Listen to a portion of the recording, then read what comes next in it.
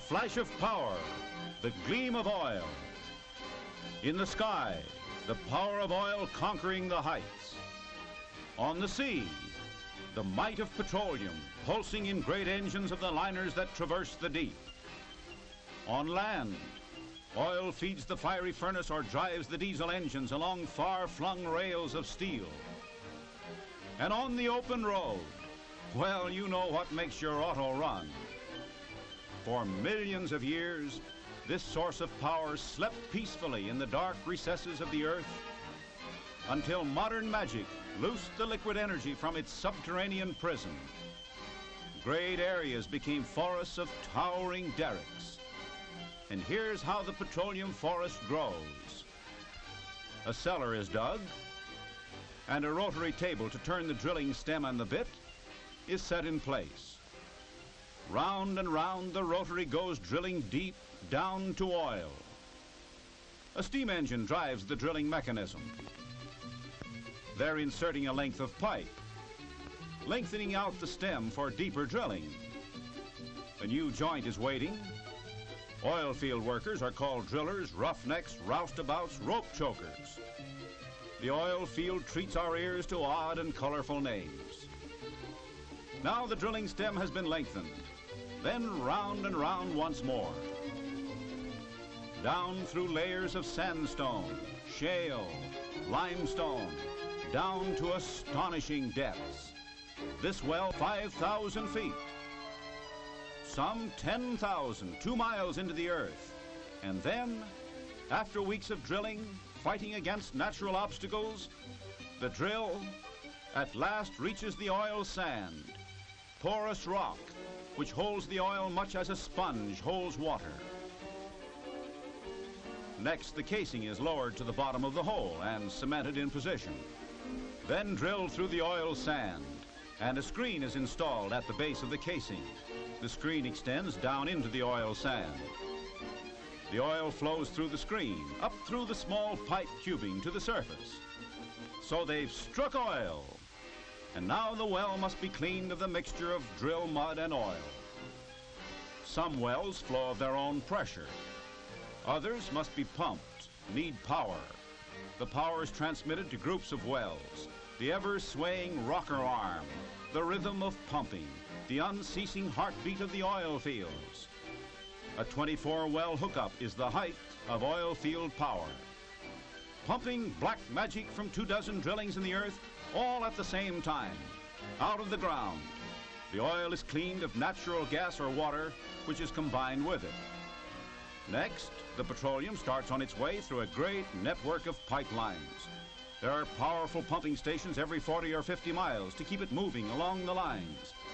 The lines of pipe, alive with racing oil, run through forests and over plains to these silver discs. They're storage tanks where the oil rests briefly before it rides the waves in giant tankers. And they're masterpieces of shipbuilding, those tankers of steel. The largest navigate the sea at 15 knots and carry 5.5 million gallons of oil. The voyage of oil to the refineries. The refinery with its modern structures, technological towers, minarets of science, docks, office buildings, pageant of industry. Day after day, there is an endless flow of oil as the tankers discharge their liquid cargo. Unloading oil is a vast operation of piping through huge hoses. Discharge pipes on the vessel and receiving lines on the dock are connected, and a cargo of 5 million gallons is discharged in less than 24 hours. No two cargoes of crude oil are alike, so each boatload must be stored in different tanks, and each batch must be processed individually, with laboratory tests to indicate the precise treatment for each. That is embodied science. Those masses of strangely wrought steel, forests of stacks, glowering and hissing boilers, leaping and winking fireboxes. Intense heat, the flames roar in the furnace, yet the oil flows so fast the heat does not scorch it.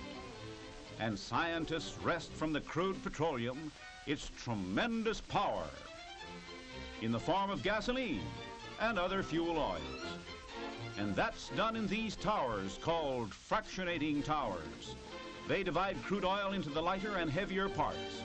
Those of different boiling points liquefy at different levels in the towers. Some lighter than gasoline liquefy at the top. Heavier parts liquefy further down. At the bottom are the heavy fuel oils, or the raw materials from which lubricating oils are made. When increasing use of motor cars pyramided the demand for gasoline to extraordinary heights, scientists were called upon to devise new methods. How could a greater proportion of gasoline be extracted from the crude oil than that obtained from the fractionating tower alone?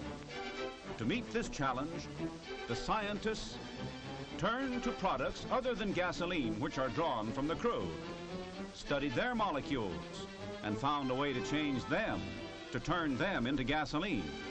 The result was cracking. Let's look at a diagram of a cracking plant. Here we see how one part of petroleum that is not gasoline is converted into gasoline. Called gas oil, it is pumped through a pipe into a cracking furnace, heated to over 900 degrees under tremendous pressure.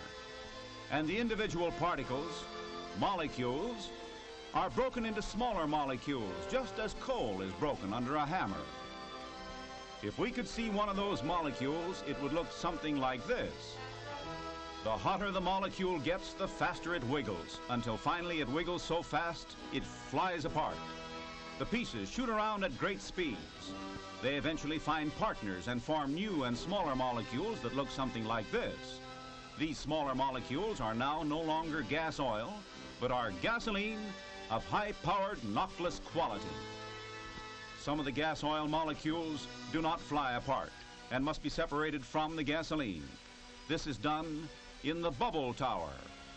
Here the big molecules, which are not gasoline, are held back and come out at the bottom as a liquid.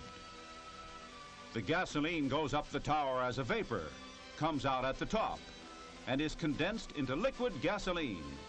Gasoline that gives more power to you. Experiment is the key to it all, and this is the experimental laboratory.